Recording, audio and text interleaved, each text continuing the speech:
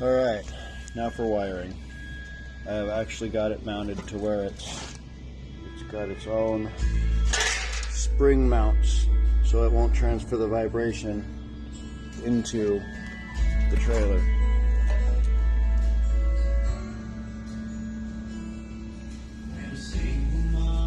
It'll be bolted down by these to the trailer, and they will not vibrate.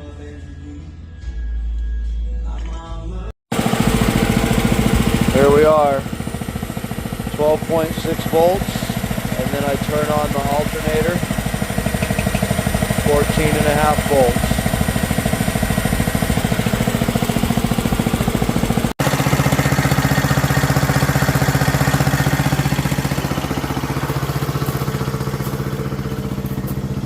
Listen to the sound of the engine change.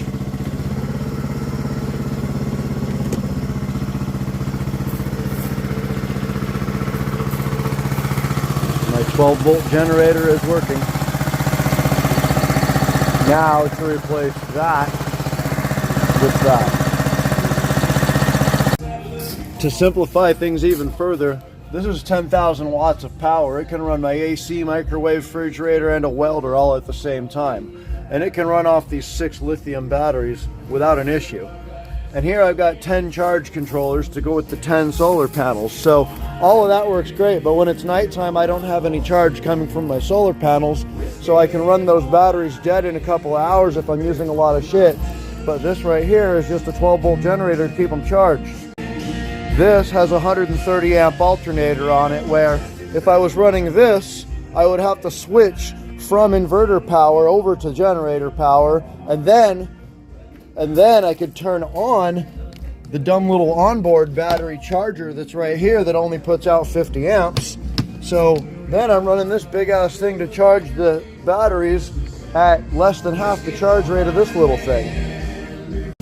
So in the end, this thing is going to be a hell of a lot more efficient and simpler, because we can just be inside running in whatever we want, doing whatever we want. And if we notice the batteries are a little bit low, we just push the button that's right up above the stove and it'll start this little bad boy up, and we continue on with doing whatever the hell we want. What's even cooler is this is a spare alternator for my truck if we ever have an alternator go out on the truck, or vice versa. So I'm just going to keep a spare alternator in the trailer that'll work for this or the truck. It is finished. The way it works now, you start it here,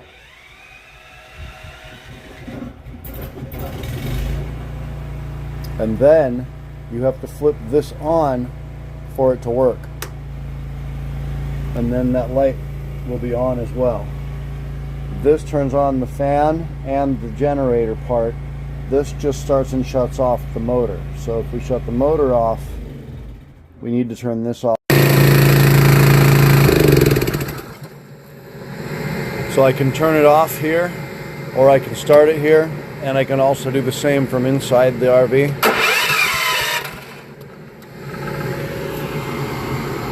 But that only turns on and off from inside the RV.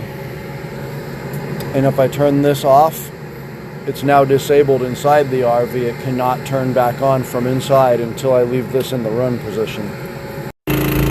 All I did was make a little ghetto exhaust pipe that extends out of there, and it actually quieted it down quite a bit. I can't wait to get the real muffler. It'll be even better. Alright, the sound test from inside with everything all closed.